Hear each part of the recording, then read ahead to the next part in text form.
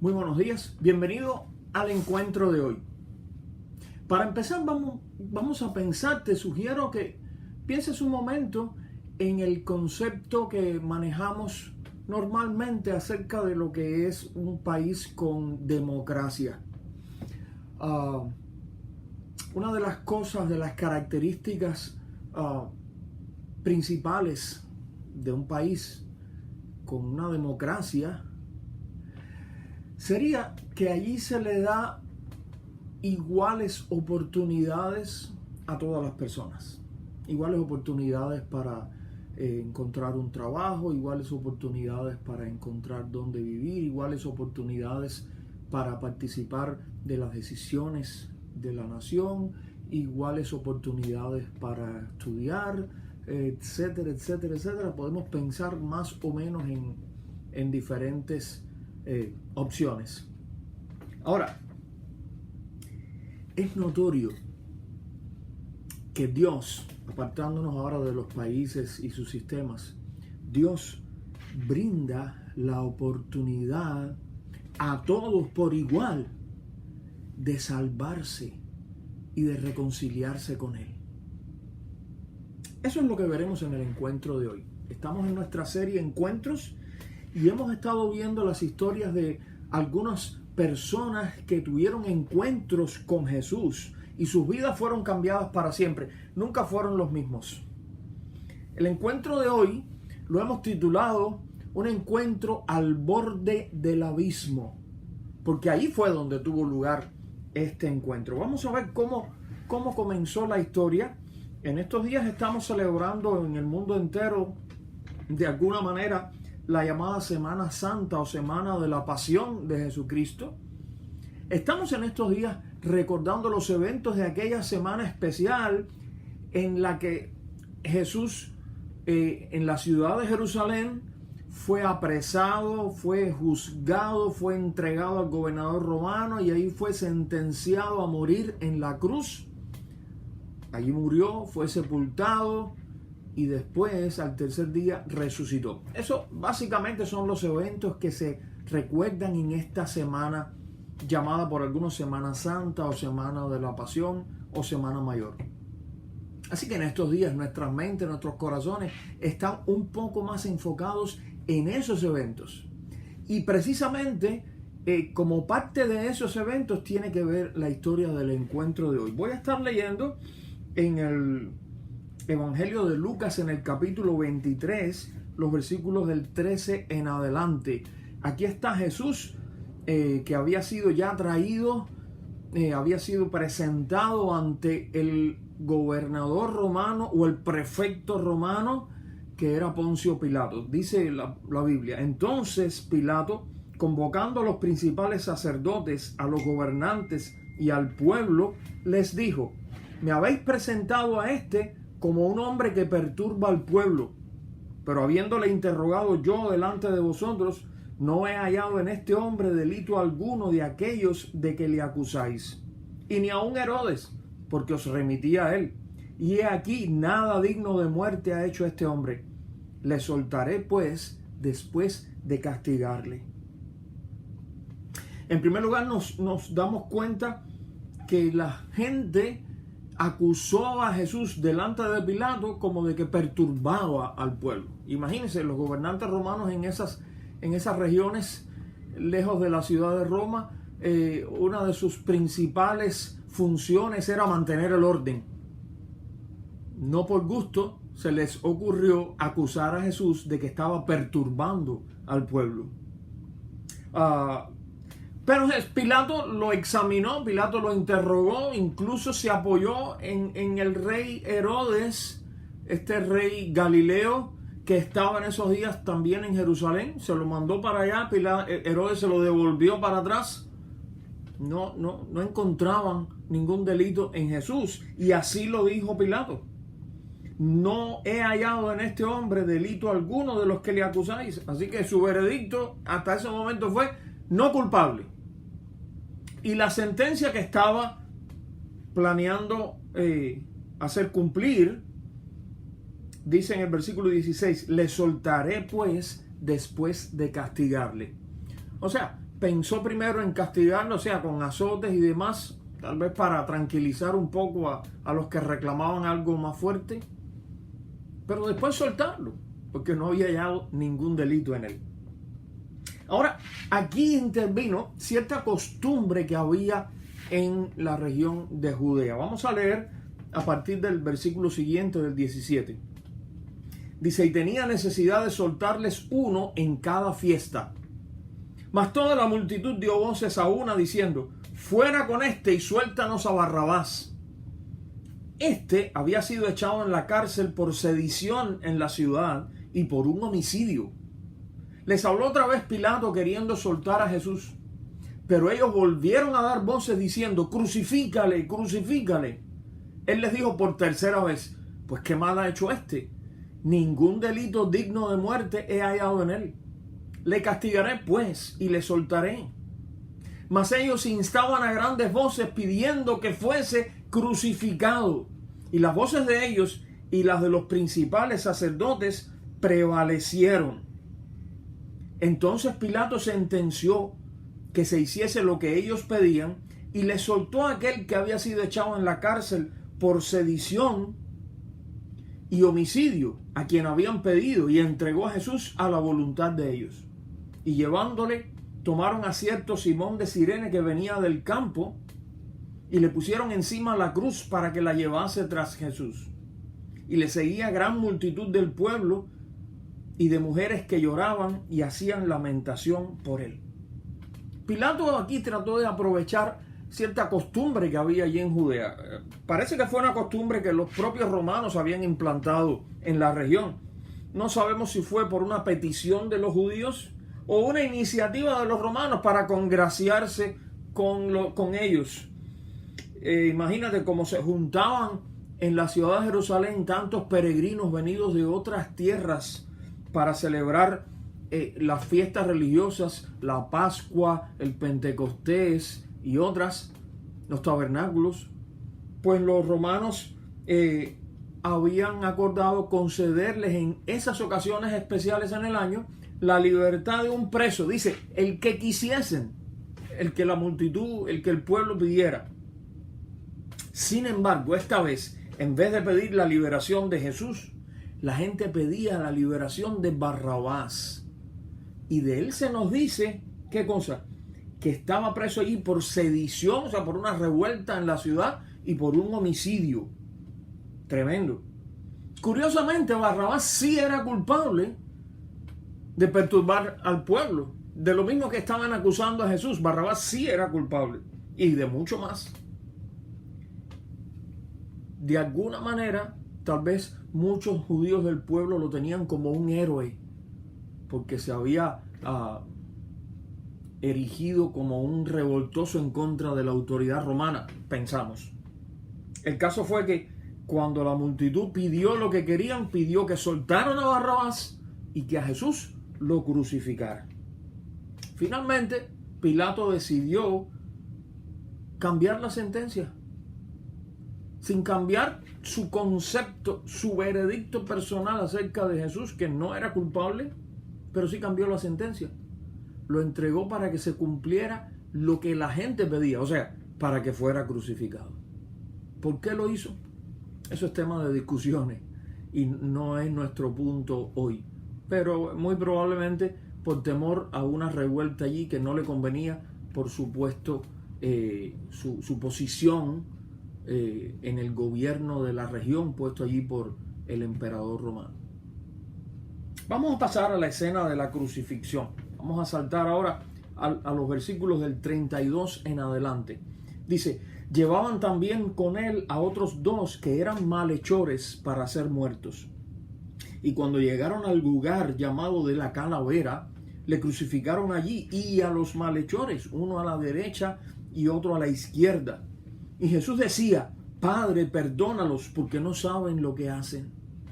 Y repartieron entre sí sus vestidos echando suertes. Y el pueblo estaba mirando. Y aún los gobernantes se burlaban de él diciendo, a otro salvó, sálvese a sí mismo, si este es el Cristo, el escogido de Dios.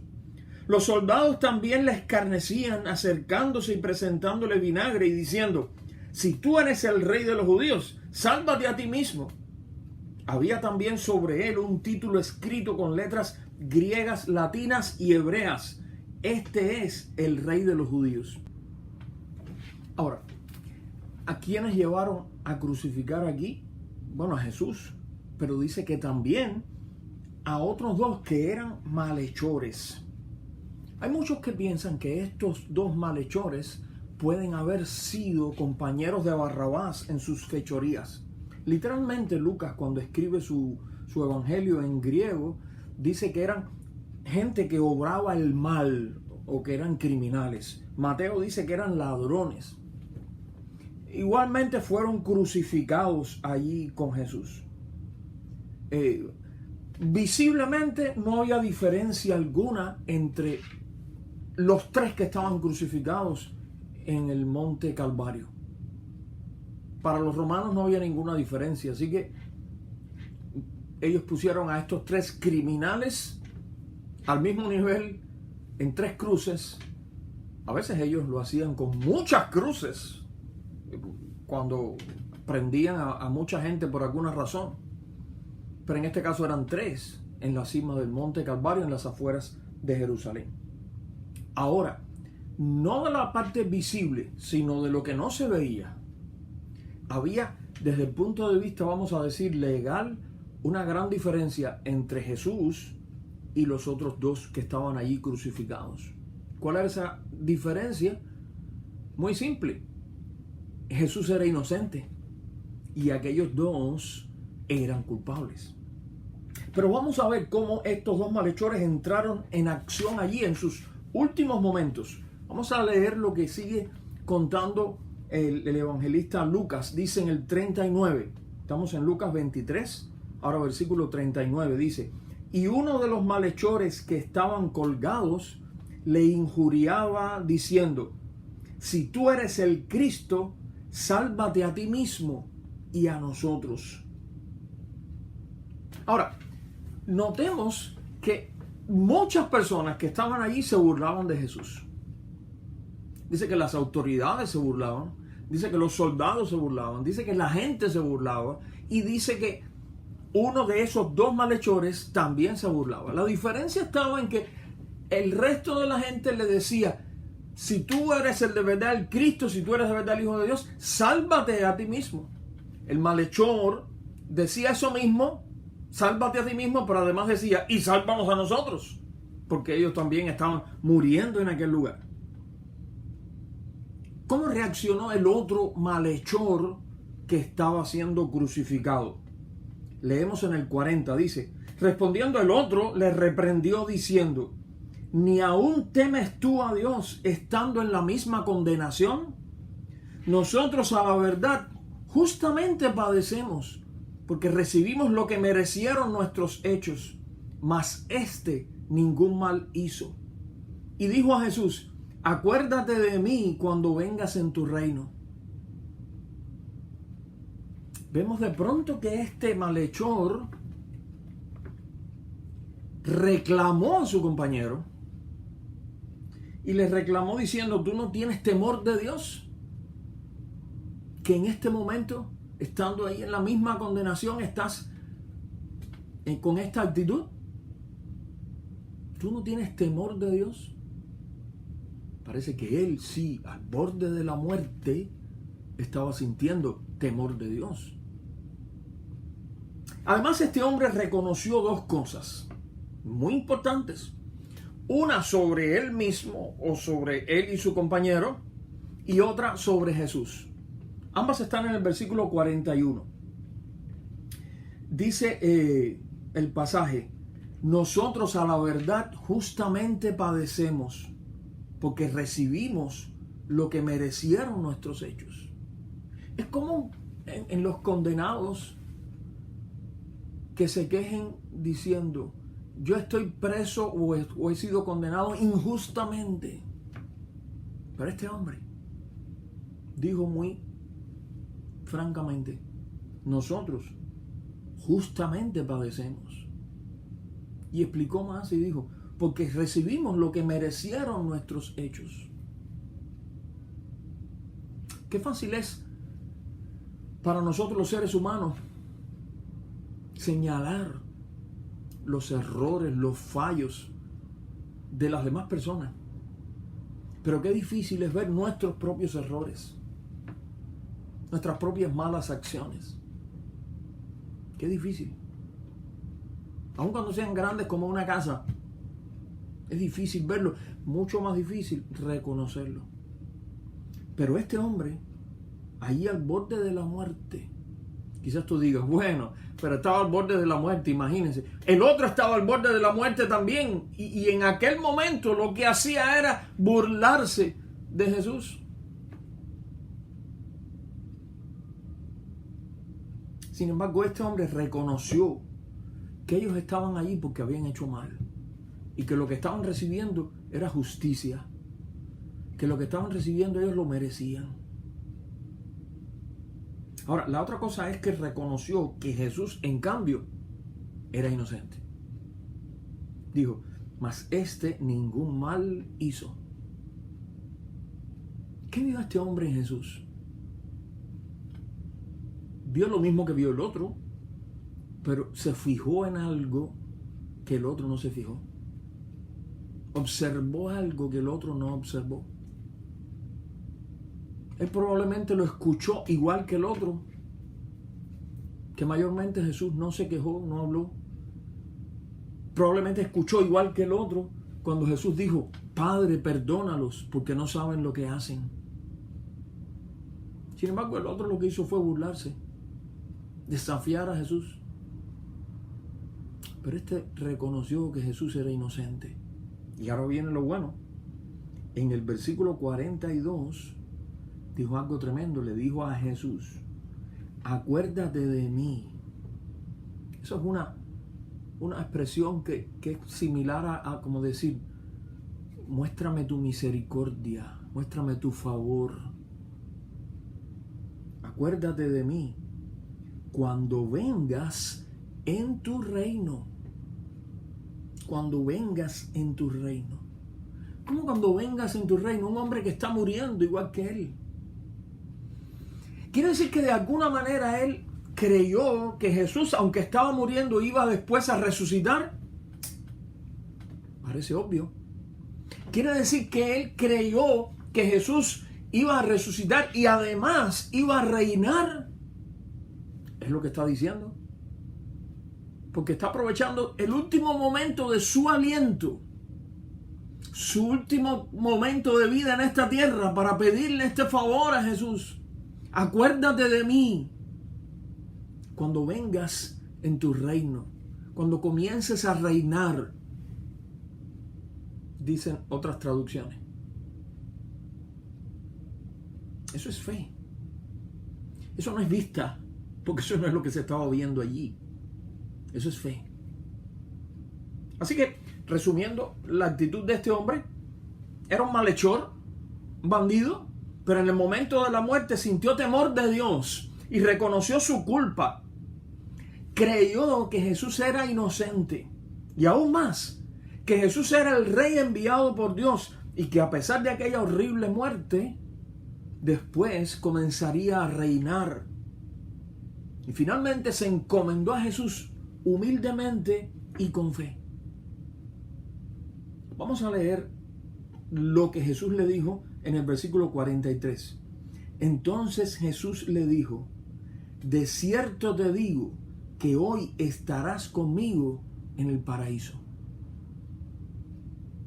De cierto te digo que hoy estarás conmigo en el paraíso. Cuando dice de cierto te digo, es la traducción de una expresión aramea, que era el idioma que hablaban ellos, que decía amén, amén, poniendo ahí seguridad a lo que decía, que hoy estarás conmigo en el paraíso. Qué tremendo. ¿Por qué será que Jesús le aseguró eso a un hombre que había vivido haciendo el mal? Porque Jesús pudo ver las dos cosas que estaban pasando con este hombre.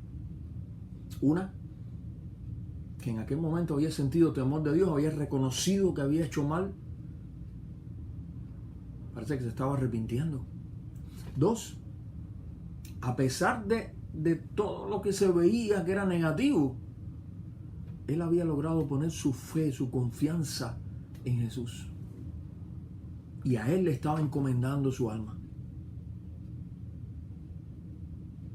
Y eso nos enseña algo. Eso nos enseña que puede que una persona esté lejos de Dios toda su vida, mientras le quede un aliento.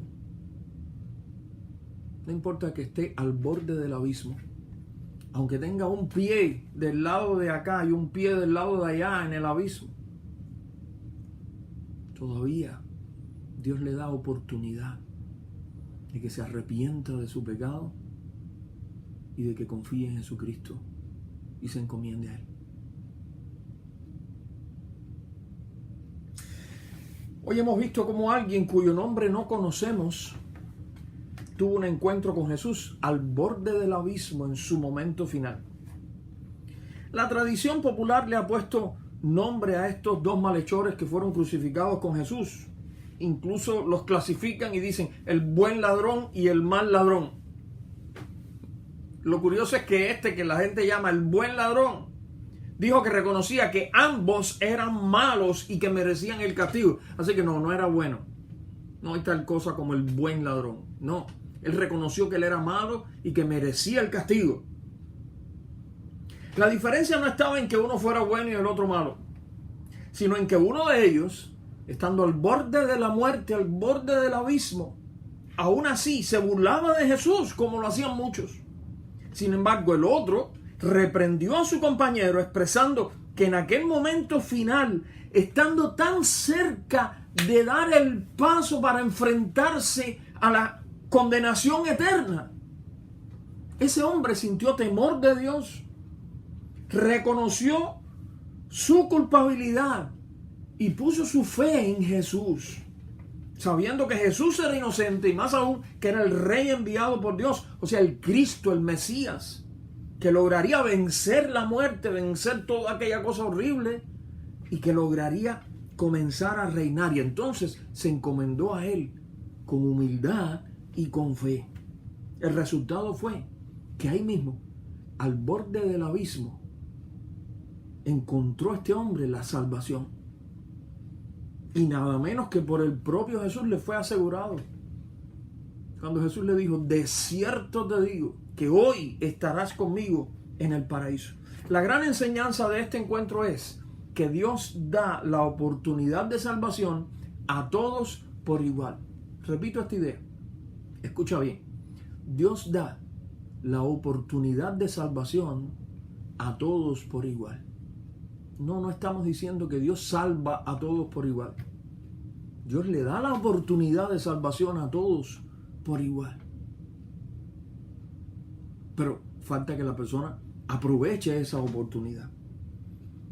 A veces sentimos que quisiéramos que una persona que ha vivido toda su vida lejos de Dios y haciendo el mal, fuera desechada, condenada eternamente. Pero Dios, usando de su misericordia, aún a alguien así, le da la oportunidad de encontrar la salvación incluso al borde mismo de la muerte. Pero eso no debe molestarnos, sino alegrarnos de que alguien pueda ser arrancado así de las garras mismas del infierno. Así de inmensa es la misericordia de nuestro Dios. La pregunta es, ¿ya tú has encontrado la salvación eterna de tu alma en Jesucristo? No esperes al último momento. Te invito a orar. Señor y Dios, tú conoces a esta persona que nos ha estado viendo, nos ha estado escuchando. Conoces su corazón, como conoces el mío. Te damos gracias por la oportunidad que has dado a esta persona. Señor, si esta persona aún no tiene la seguridad de que si le toca hoy partir de este mundo, tenga asegurada su salvación eterna, tenga asegurado de que va a estar en tu presencia con Jesucristo. Si esa persona todavía no tiene esa seguridad, yo te ruego, Señor, que tu Espíritu Santo toque su mente, toque su corazón, abra sus ojos, ilumine ahí su mente, le ayudes a entender y a ver esta oportunidad que está delante de él o de ella. De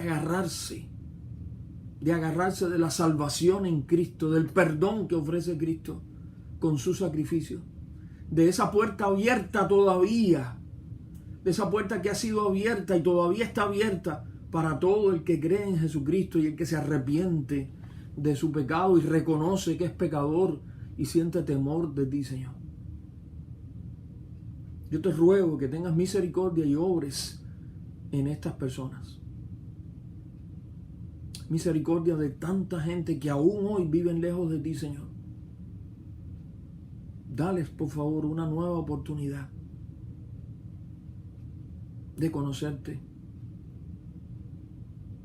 y de humildemente reconocer su pecado delante de ti y buscar tu perdón, tu gracia, tu misericordia, confiando en Jesucristo, tu Hijo, el Salvador. En el nombre de Él te pedimos y te damos gracias. Amén. Que Él les bendiga. Nos vemos en nuestro próximo encuentro.